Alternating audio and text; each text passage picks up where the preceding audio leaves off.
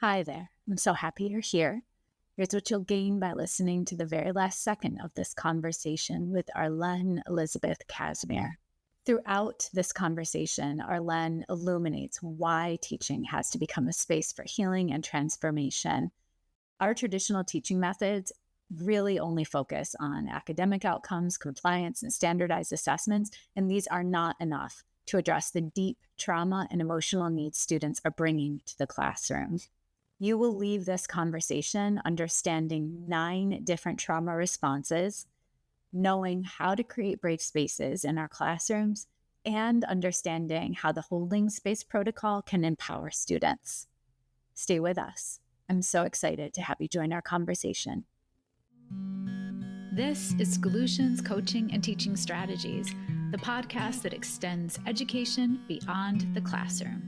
A show that offers educators and caregivers strategies to try right away and ensure every student receives the inspiration and support they need to thrive. I am Olivia Wall, and I am so honored to hold space for this conversation with Arlene Elizabeth Casimir today. Let me tell you a little bit about Arlene.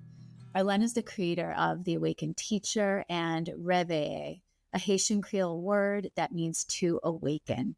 Arlene believes that awakening is an iterative process tied to the past, present, and future. Our conversation today will focus on her book. I have loved it for years. Here it is. It's so beautiful. It's called Trauma Responsive Pedagogy, Teaching for Healing and Transformation. It's co-written with Courtney Baker. Arlene, this book is needed now more than ever with the trauma and adversity that our educators, their students, their caregivers are facing. And I could not be more grateful for you making time to have this conversation today. Thank you.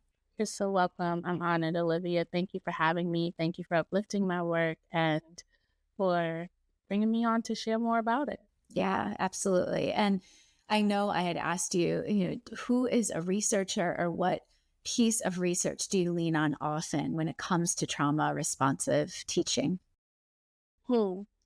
I actually have been leaning a lot on the work of Carl Jung and the work of Bell Hooks. Okay. Yeah. Yes. And I've been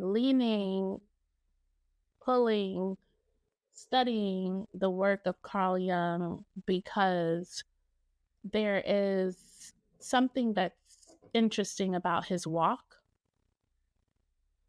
So for those who are not familiar, Carl Jung was one of the most like reputable or powerful students of Freud, Sigmund Freud. And Freud always talked about the past, the traumas and where they come from, and your mother and your father, and how that causes people to have all of these issues, so to speak. But what I really appreciate about Jung's work is that he dares to say it's your future self calling you into your evolution. So it's your future self saying, hey, you won't get to this reality until we shake this up. And Carl Jung's work invites people to take full accountability for their inner and outer lives. And he says, he who looks outward dreams, he who looks inward awakens. And it's this idea that our inner lives, our intuition, our soul is our best teacher. And every experience that we have had, be it traumatic or pleasant, is a profound gateway to our transformation. And it's an invitation to rise into our highest expression. Oh, beautiful. Beautiful. So we can do that through memories, through dreams, through symbols, through active imagination, through shadow work, through inner child work, various modalities to get in touch with that part of ourselves. But I find his work, particularly the Red Book, Memories, Dreams, and Symbols, very dense, but extremely powerful. And when I think about Bell Hooks as a researcher, beloved ancestor, Mama Bell Hooks, I think about her work, All About Love, A New Vision, and how teaching is an act of love. Sure is. And that makes me think about Toni Morrison's work, who says that love is only as good as the lover. If you're a hateful lover, you'll love hatefully. So putting Toni Morrison in conversation with Bell Hooks, Toni Morrison says, love is beautiful and difficult always. Yeah. And so why? Why is love so beautiful and so difficult? Well, Bell Hooks teaches that we lack a love ethic in our society. I mean, people are even embarrassed by the term, but when you really break it down and ask, what does love mean? It's a commitment. She borrows from Eric Fromm's work, but she comes up with her own definition that it's a commitment to developing one's own and another's spiritual growth. So let's push it further. Well, what is that? What is spiritual growth? Yeah. To develop and nurture one's own and another's well-being in body, mind, and soul. So if I love you, I'm going to support you to be whole. Yes. And well. And I won't preach it and I won't say it, but I'm going to do it for myself first. So it comes in from internal to external. And so her work distinguishes between care and love. Her work shows us that we live in a loveless society. And her work even dares to say that we should teach love in school. And so a big part of awakening for me is awakening to loving myself and loving others. It's taking full accountability for my life. I'm not going to blame my teachers. I'm not going to blame my family members. I'm not going to blame my past.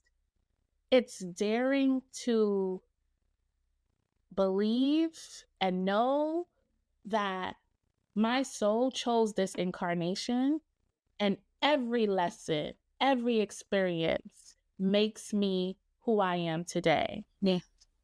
So if I'm a big block of stone being etched and carved like Michelangelo, every strike of that, I don't know what the tool is called, you know, when they're, Yes. What is it called? The chisel. Every strike of the chisel, which could at times be traumatic, brings out my beautiful and highest expression. Yeah, that's it. Everything you're saying, it's so much bigger than our schools. It's a way of seeing, it's a way of being, it's a way of breathing life into ourselves. And so then we can give everything to what we need to. And I think that there's this dichotomy that a lot of educators face of that savior complex. And I've spoken about this. Colleen helped really illuminate that for me of, you know, we can't save everyone. I think loving someone, something I just heard you said is that it's loving someone isn't about saving them. It's about really taking full account for yourself. And so you can be open to nurturing them as humans. And I also want to then ask you, even though you said like it's not about looking into the past, what moment in your past is a teacher let you know the way we are managing trauma impacted, trauma affected children, it is not effective. We need something more. Yeah. And a couple of things are coming up, but I'm just taking a moment to gather my thoughts. There were several moments, right? And it's interesting because before this interview last night, I had a dream about a student that I lost last month. Yes. And I'm the kind of person who's not afraid to show my humanity. So if I get teary-eyed, if I cry, I don't see it as weakness. I see it as Never. strength to show up in my full vulnerability and truth. Yes. And authentically so. Yes. And so it's interesting that I'm having this conversation today. And I will just say that his life was not in vain, because what he taught me, as well as many other children, continues to teach me and continues to teach others. But I'll go back to when I first stepped into a middle school English language arts classroom. I was immediately struck by the challenges my students were facing. So many of them were reading on a second grade level, and it quickly became apparent to me that their academic struggles were only the tip of the iceberg. Yes. Like, these students were navigating a complex web of emotional, social, economical hardship. And yet the data only reflected the academic performance. Tiny piece. But the data didn't tell the full story of their lives. And I remember thinking, when are we going to develop a system of metrics that allows us to teach the whole child? That will require accountability on our part and a desire for us to recognize that we are the fabric of our schools and no one's coming to save us. Yes. So I started to create that system of metrics for myself. I became a student of my classroom and studied my students as well as myself, which meant I had to face my past. The past matters, but it doesn't need to be something that keeps us in a state of blame or shame. Well said. So when I think about the work that I did, I recognize that many of my students were dealing with profound personal trauma. And I noticed that personal trauma was a reflection of societal and collective trauma. Loss of loved ones, gentrification, parental incarceration, substance abuse, economic instability, housing hardship. And then I said, okay, this is middle school. This is hard. So I started to meditate about it. Like, I don't want to leave education. I feel honored to have found what I am uniquely designed to do. And who can I do it with? So I was brought back to a conversation that I had with one of my professors, Kamosi Woodard, Sarah Lawrence College. And he said to me, welcome. College is a place where you can shape your own identity. Who do you want to be? And I remember saying to him, well, why did it take 13 years for somebody to ask me that? It's true. Yes. Why aren't we asking kids this in kindergarten? Yes. Yeah. And I was fortunate to have a strong identity as a Haitian American. My father took great, joy in showing me who I was as a Haitian and what that meant. And it insulated me from a lot of harm. I mean, I had cousins and friends who would not claim to be Haitian because of all of the ways that Haitians were being persecuted in the early 90s, right? So there was trauma there. But I remember asking myself, why don't we start this sooner? And what does it mean to actually do this? So I moved to New Orleans to teach the first children to come to school post Hurricane Katrina. And I started as their kindergarten teacher. And so in that time of teaching them, I realized, wait a minute, these children are experiencing vicarious trauma. Like, they didn't weather the storm firsthand. They are haunted by the residual effects of the storm. Yes. And then I started to realize, wait a minute, poverty is traumatic, right? And how can we define poverty? So economic poverty is traumatic, but these children are spiritually rich. These children are emotionally rich. Yes.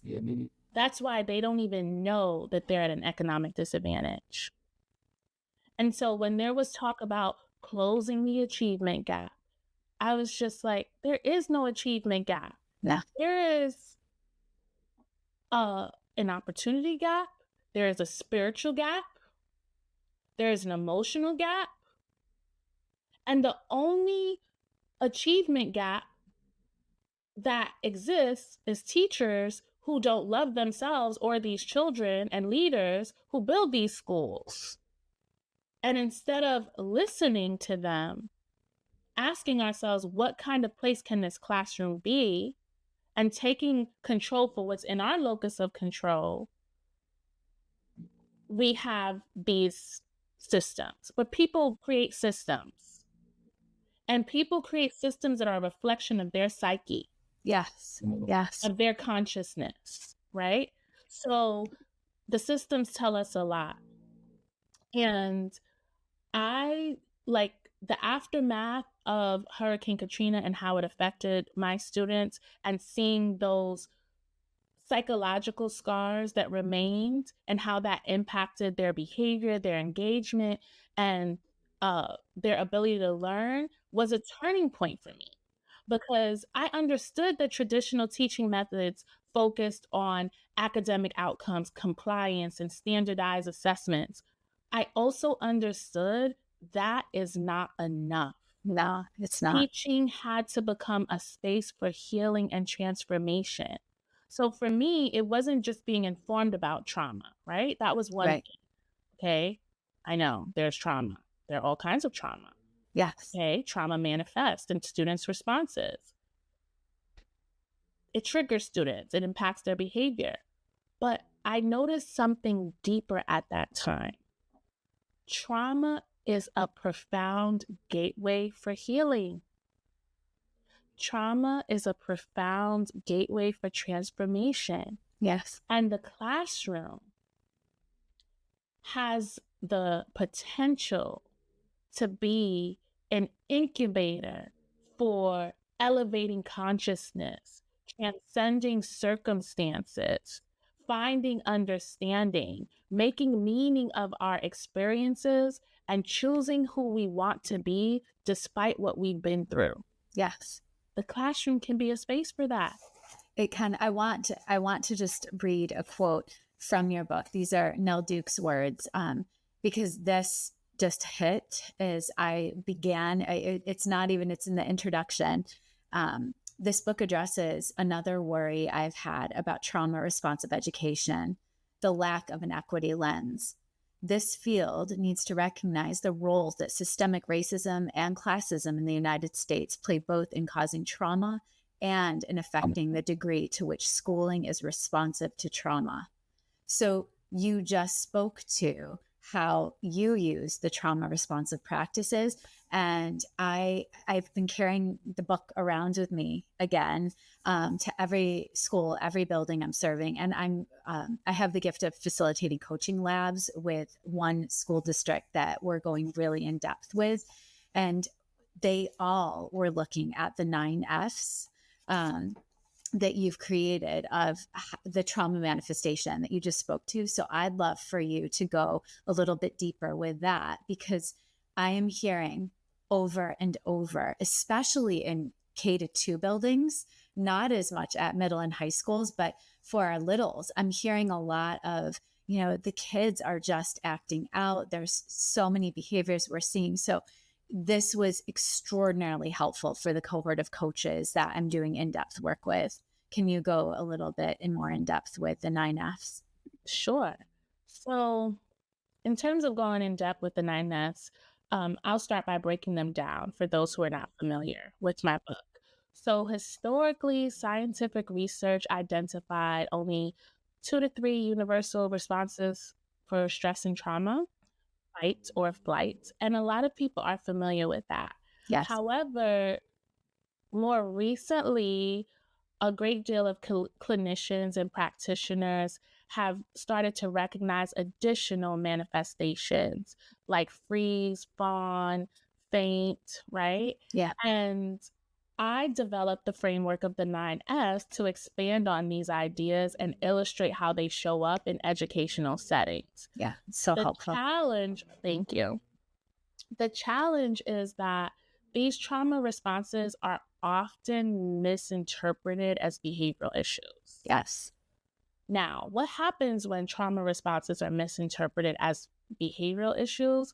Well, that leads to misguided intervention. That's true.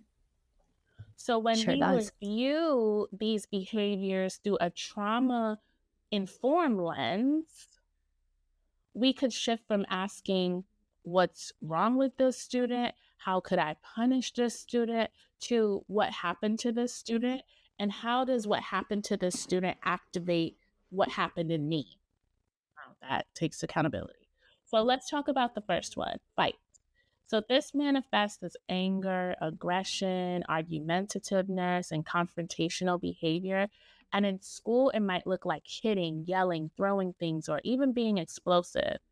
However, teachers may interpret this as a student being aggressive, emotionally disturbed, or oppositional.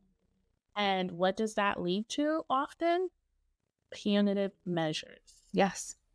But punishment doesn't address the root cause. Punishment doesn't make room for the wound to breathe and look into the underlying trauma, right?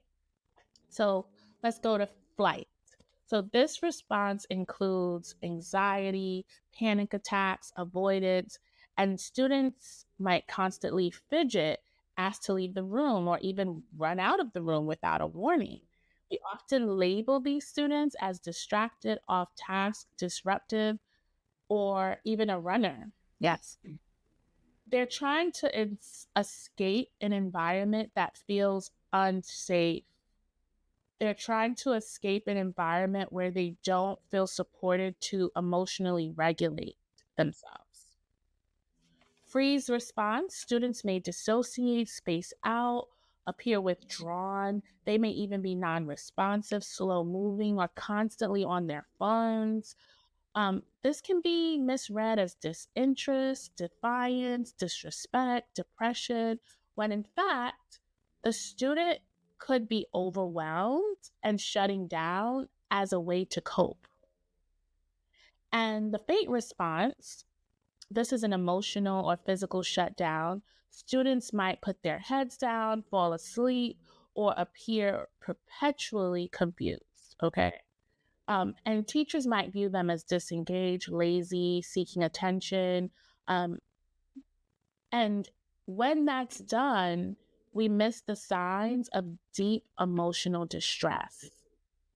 So just imagine getting punished when you're experiencing You're already deep so overwhelmed. emotional distress. Yeah. This often happens in schools. It does. Yeah. And the foreign response, this is people pleasing to the point of self-neglect. The student may be overly accommodating, afraid to say no, constantly helping others, even when their own needs are unmet. Yeah. They might be seen as teacher pets or overly eager. But beneath that is a survival mechanism rooted in fear of rejection and fear of conflict. And it's rooted in a need for belonging and acceptance, that they are enough and worthy just as they are. So they don't have to overcompensate. People who fawn tend to overcompensate, and it's a little awkward. The forget response, trauma could really impair, executive functioning. This leading to forgetfulness, disorganization. Students may lose materials, miss deadlines, seem unprepared. And this is often misread as laziness or a lack of interest in learning, rather than a sign of cognitive overload from trauma. Imagine getting punished when you're having a trauma response. So the front trauma response, when students put on a front, this is emotional posturing, putting on a tough facade to protect oneself. The student may appear stoic, unfeeling, or resistant to emotional connection, and teachers may assume they're fine, they're strong. they don't need support, overlooking their need for compassion and understanding. And lots of children who demonstrate the front response have learned that it is not safe to allow other people to witness your vulnerability or your emotions. And oftentimes, students who exhibit a front response have had family members or adults with substance abuse issues and mental health issues. Yeah. Which we're in an epidemic in our society. So that's a lot of people, right? And so the next response is the full response. This manifests as inappropriate humor, nervous laughter. Student might joke at the wrong time or use humor to deflect serious situations. They may be labeled as immature, insensitive, or a class clown, or someone who laughs to keep from crying. But this is often a coping mechanism to mask discomfort and pain. And the friend response involves trauma bonding. So, what is trauma bonding? That's when people form relationships based on shared traumatic experiences, Yes. right? It's like, we could be friends, both of our lives suck. Yeah. And let's just Super talk about how much life sucks. Yeah. Like, you know, and it becomes this perpetual cycle, and people will cling to toxic friendships or constantly relive traumatic events with these peers. And these relationships can seem supportive on the surface, like, oh, those two are inseparable, or look how much they support each other. But they often perpetuate victimhood and harm. There's no accountability in trauma bonding. It's everyone else's fault. Lots of blame, lots of shame, which makes it toxic. And so those are the 9 F's, and understanding these responses as survival mechanisms rather than willful disobedience or misbehavior is crucial. It is. That is the purpose, because when students experience trauma, their brains shift into survival mode, activating the amygdala, the brain's fear center. And this hijacks their prefrontal cortex, which is responsible for rational thinking and decision making. Yes. So Yes. in survival mode, students aren't choosing their behaviors. Their brains are reacting to perceived threats. So our role as educators is to help students move from survival to thriving. This means creating brave spaces, because we cannot guarantee safety to anyone. I don't know if a part of my personality is going to trigger you, remind you of someone in your family who has mental health issues, substance abuse issues, or who has harmed you just by me being me. So all I can do is ask you to be brave enough to name when an experience feels like a threat. So that means that I have to support you in cultivating self-awareness, that you know yourself so well, and that you know yourself so well, you're willing to say, I feel threatened and I need to self-regulate.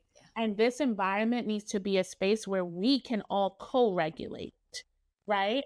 And that requires inviting students to supportive environments where they can regulate their emotions, re-engage with their higher cognitive functions, and begin to heal. And I believe that classrooms can be spaces where we approach students with that level of intention, consciousness, compassion, and recognizing that their behaviors are signals of deeper needs. A couple of the schools I'm working in particular have kindergarten through second grade, even pre-K through second grade, young children. And they are seeing a lot of the trauma responses that you just spoke to, more than they've ever seen before, specifically this year. And what's been interesting is that the teachers are struggling because the responses are so disruptive in the class setting, in particular in kindergarten classrooms. It's this balance between I am not able to even to teach or convey information because the behavior is so disruptive. What advice would you have for this cohort of kindergarten teachers that are being hit, that are having things thrown in their classroom by more than one child in their space? How do you create that brave space when the children are so young? Oh, that is the perfect time to do it. First, it starts by creating that brave and safe space within yourself. I would ask those teachers how safe they feel in their school community and what's activated within themselves, because oftentimes the classroom is a microcosm of what's happening on a macro level school wide. So if those teachers feel like victims, if they feel like they can't take full agency and accountability for their classroom, if they feel unsupported, that's going to reflect in how they teach children, right? So that's one. Where are you? Which is why I'm a huge advocate of inner work for outer change, taking full accountability for your life and your experience. You chose to be at this school and you continue to show up each day, so you might as well heal and transform or go somewhere else. It's really that simple, Yeah. right? So if I'm going to choose to come here, then I have to ask myself, what conditions have I created for children to flourish? What does the soil of this classroom look like? Do we have can we go back to the basis, the basics? What do we want this classroom to look like, sound like, and feel like? And 3-year-olds can tell you that. Oh, absolutely. Yeah. So I would start by holding space for students.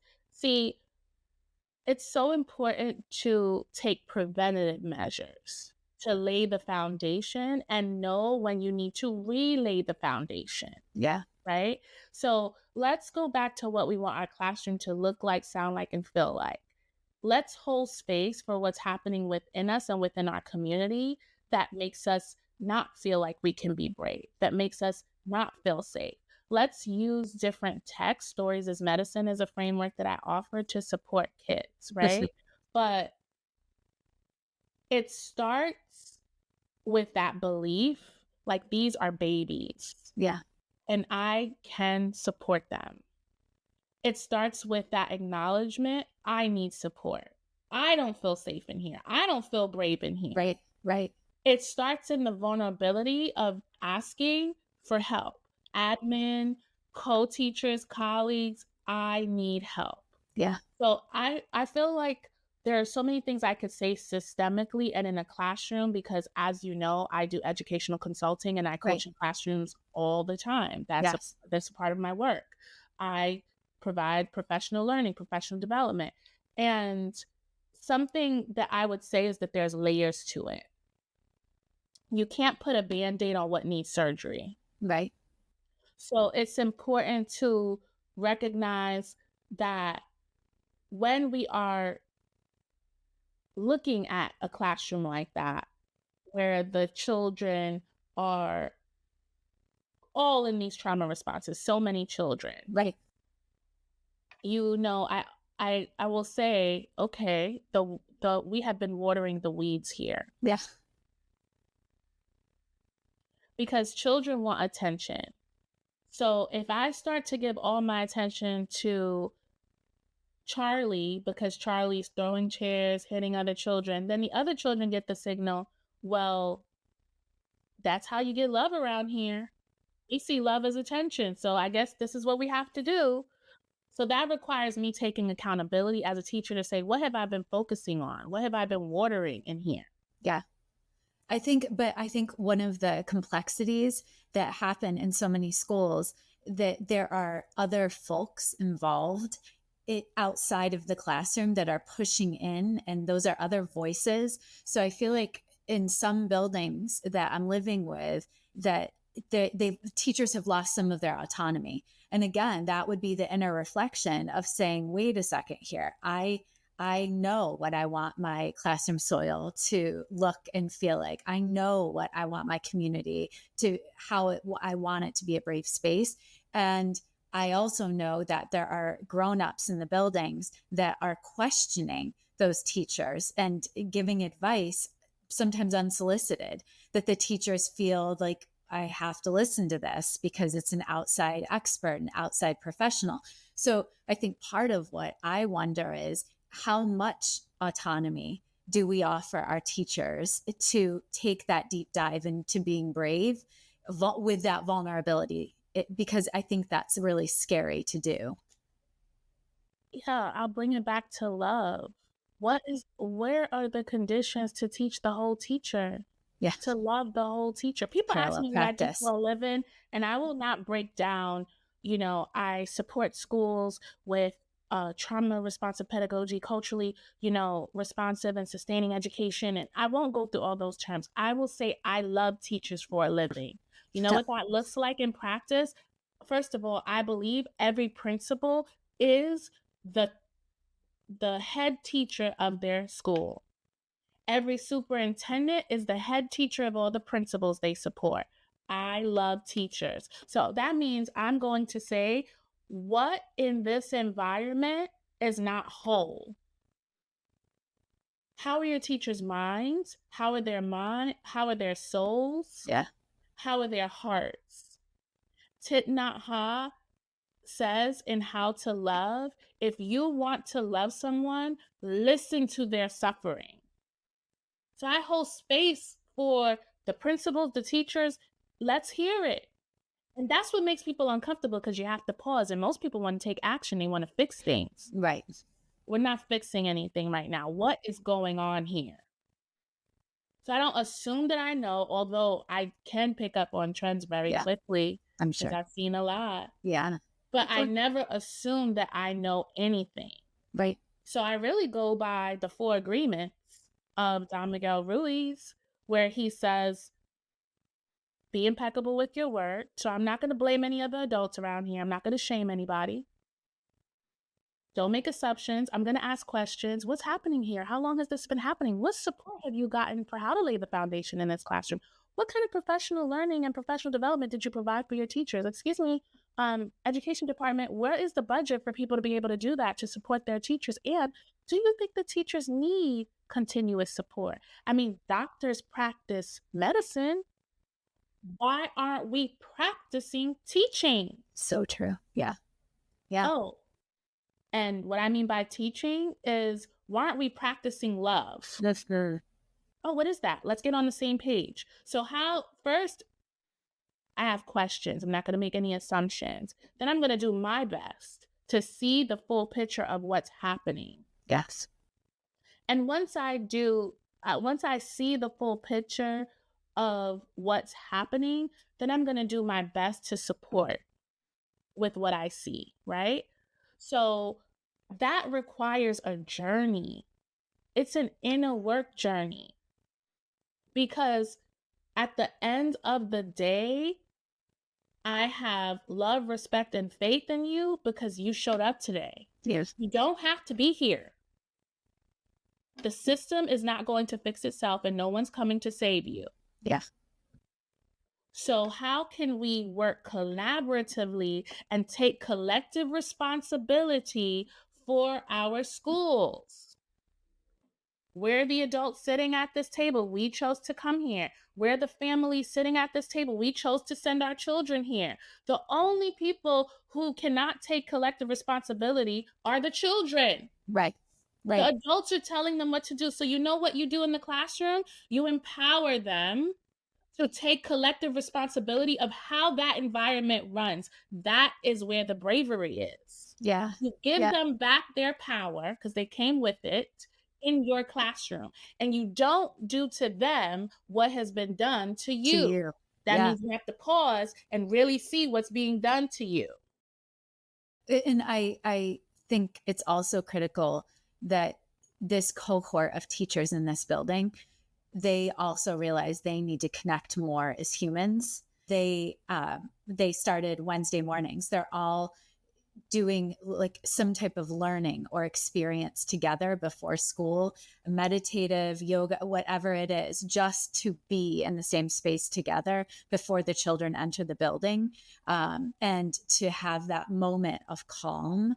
And I think that's really important too. It's been fascinating to watch how this has evolved. And I know the idea of a holding space and crafting that, I think it would be so helpful for listeners to better understand, what does that mean to you, creating a holding space? And then also, how I'm hearing from you that idea of a boundary between emotional space and the term professional boundaries. how do you balance that? Because that is pushback that some teachers will say, but what does it mean to have a holding space within our classroom? So holding space is a protocol. Holding space is co-creating and facilitating a container for people to show up in their full humanity. Yeah, it's beautiful. That's what holding space is. Beautiful. How can I hold space for your full humanity? There is a poem by Rumi called The Guest House. And it says, being human is a guest house. Every day a new visitor, a meanness, a sadness, a depression, a joy. Meet them all at the door, laughing. Invite them in, because each has been set as a guide from beyond. I'm paraphrasing some of the words, but the point is, whether you're coming with sorrow, Olivia, and I'm coming with joy, and someone else is coming with, surprise, and someone else is coming with curiosity, the idea is that we have a tapestry of human emotions and we can hold space for every guest. So why do that? Why hold space for every guest? Because that's what it means to be human. You may be celebrating your birthday. I may be grieving a death. Both of us are still, our humanity matters. Our wholeness matters. Being seen, being heard, being supported matters. And so what is the purpose of holding space? The purpose of holding space, it is a boundary in and of itself. You know why? Because when you experience trauma, your power gets taken away. And so holding space is an offering to give you back your power. And you know how you take that power? You could decide to share or not to share. Or not. Yeah. You know how you take that power? You can tell people how to communicate with you. I'm only taking affirmations. I'm only taking questions to help me get clarity about this. I'm only taking connections because I want to know that I'm not alone. I'm only taking advice because I need solutions. Holding space says, don't come and save me. I'll tell you what I need. Just witness me. Be here for me in however way I see it. And teaching is becoming a profession with therapeutic accents. So there is a method to it. There is a formula. You can't bake a cake with certain ingredients. So there is a way to hold space that I've created from years and years. We're talking like 16 years of practice, honing across many schools, right? And it's since evolved since the book. But holding space is an opportunity to say, I love you. Show up as you fully are. Yeah. And you don't have to be ashamed of anything. You are enough just the way you are. Now, when people say, oh, there's a professional boundary, I don't want to be vulnerable with the kids. And then they say, no one's sharing anything. No one's being vulnerable. You can't give. You can't. You don't give. You can't. Well, you can't. Two, I always train with examples. What can you share with your students authentically, transparently, vulnerably, where you can maintain your composure and poise? That is the criteria. You could have whatever boundary you want. But what can you share authentically, transparently, vulnerably, with composure and poise? There you go. Yeah. Fit it in that boundary. Practice it. Look in the mirror. Say it to yourself. So oftentimes we're not in relationships with people. Like I was in a school yesterday and someone said to me, like I give them the reasons why we open the container, hold the space, then close the container. That's not in the book, right? Because I can't put everything in the book. I've got to make a living around here. Right. And I've got to write another book. Right. So holding space, there's opening the container, holding the space, and closing the container. So some people have said to me, well, you know, I don't think that's fair because we shouldn't stop kids. Like, really? Well, when I go to therapy, my therapist tells me it's 45 minutes, and if I need help, I need to call the crisis hotline afterwards. So We can't, that in itself is teaching kids boundaries. It is. Yeah. Giving kids a schedule. These are the days we'll hold space for you, allows them to prepare what they want space held for. Having an open space, office hours, for which kids can come in and share, like an open space, like doctors. So we're holding space for Olivia and Arlen today, but there is an open slot if anyone wants to take it. Oh, you'll take it, Tammy? Something's on your mind today? What's going on? What's on your heart today, Tammy? What's on your mind today, Tammy? What do you need from the group? That's literally the structure. What's on your heart? What's on your mind? What do you need from the group? Yeah. Yeah. And I can tell the group, I need affirmation. I need connection. I need questions. I need advice. But I'm telling the group, because so many of us, whether it's our parents, our spouse, our siblings, our colleagues, our boss, we go to them and sometimes they tell us what we need. All of a sudden, we're bombarded with advice. Sometimes they start to make connections. They take over the conversation and it's a demonstration of narcissistic empathy. Like, what's happening? I didn't come here to like hear how you've gone through the same thing and everything's going to be all right. Toxic positivity, right? Sometimes we get bombarded with questions when we're processing something and we finally open our heart to someone and it feels investigative. And that's not what we needed. So why hold space? Because I believe your inner teacher is smarter than me. Because your inner teacher knows what you need. So I want to hold space for you to hear your inner teacher with love. And balance your energy. That's why we're going to hold space. Yeah. And it's only 7 to 15 minutes a day. So the value of holding space, I see as a grown-up that we need to learn how to do this better for each other. And then I also know that holding space has this ripple effect that allows for our children to engage with learning in the way we all hope and dream. So can you speak to your experience with that? Yeah. So I'll just say this. Initially, when my classroom was selected in New Orleans as a site for transformative teaching, one of the reasons I was selected was because of my students' data. So they were performing very well academically. And there was this question of how do you get these kids to perform so well academically?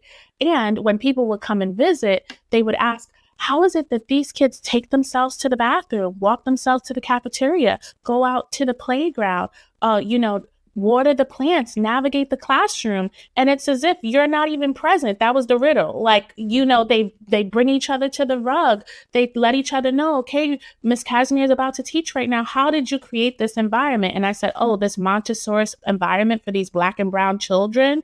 Okay, I'll tell you how. I held space for them.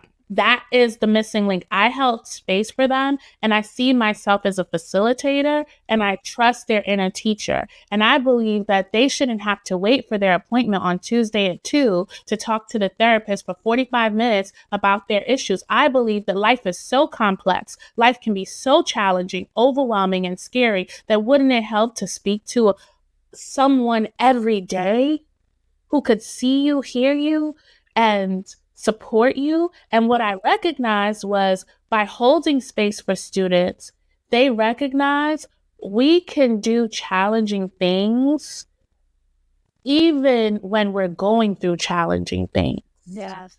And their growth had meaning.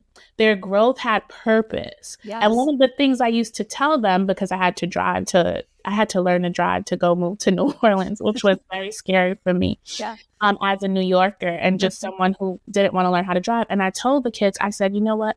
I can't stand the DMV. I don't even like that process. I don't like how those road test drivers treat me.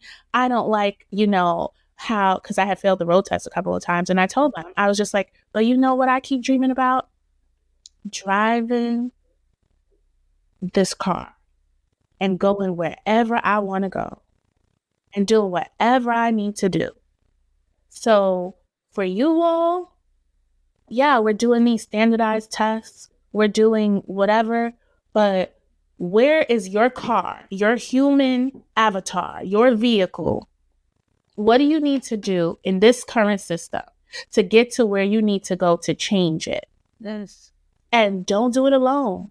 No. Do it with each other. And be able to name what's hard, and be able to name progress, and being able to name how you find your joy along the way. Yeah. Yeah. That's what this is about, right? So, I mean, it's really about saying we can be here for each other so that we can move forward with purpose and meaning. That's it. So as I read the book, I've reread it. I have all of my notes. You'll probably laugh at me. I have all of my Post-its and back and questions I wanted to ask you. And something that really the idea of holding space is something that I think teachers can practice, and it will be so freeing for them as adults in this space as well as children. And the protocols and the way you're structuring it for children is what I think adults can take into their relationships as well. So as I read this book for the 15th time, wow, I read it through the lens of this book is not just for children in teaching. This book is how to really get in touch with yourself and to grow as a human. And so I appreciate it for so many reasons. And I wanted to wrap our conversation. I already got your permission. Page 15, this quote: "Although our intentions may be pure, our actions and words have a lasting impact on our students. They'll often forget our lessons, our metaphors, and our instructions, but they will often remember how we honored their dignity and held space for their inherent worth, no matter what they were experiencing." Period. You have crafted a piece of art in this book with Courtney, and I could not be more grateful for your wisdom, for your insights, for your awakening that has this ripple effect and helps us all be brave. So I am so grateful for you. I'm so grateful for you, Olivia. Thank you for just bringing me out of my shell. There were moments in this conversation where I said, okay, let's just get real about this.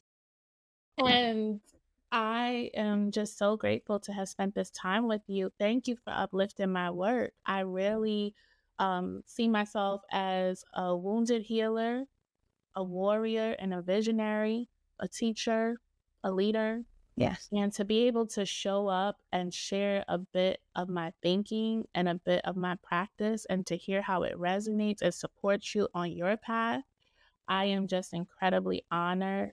And I thank you for your time. I thank you for this experience. And I thank you for sharing my voice. Yeah. Well, I hope this is the first of many conversations. And keep writing, keep doing this work, because it is going to make all of our lives richer and better in times when we feel very little hope. So take care, friend. Thank you, friend. Yeah. Scholutions Coaching and Teaching Strategies is created, produced, and edited by me, Olivia Wall. Thank you to my older son, Benjamin, who created the music playing in the background. You can follow and listen to Scholutions wherever you get your podcasts, or subscribe to never miss an episode and watch on YouTube. Thank you to my guest, Arlene Elizabeth Casimir, for sharing how we can create brave spaces where healing and transformation allow our children and their grown-ups to engage with learning on a much deeper level. Now, I'd love to hear from you. Send me an email at scholutionspodcast@gmail.com. Let me know what resonated most with you from my conversation with Arlene, and how you will hold space for others in your life moving forward. Tune in every Monday for the best research-backed coaching and teaching strategies you can apply right away to better the lives of the children in your care. Stay tuned for my bonus episodes every Friday, where I'll share how I applied what I learned from the guests in schools that week. See you then.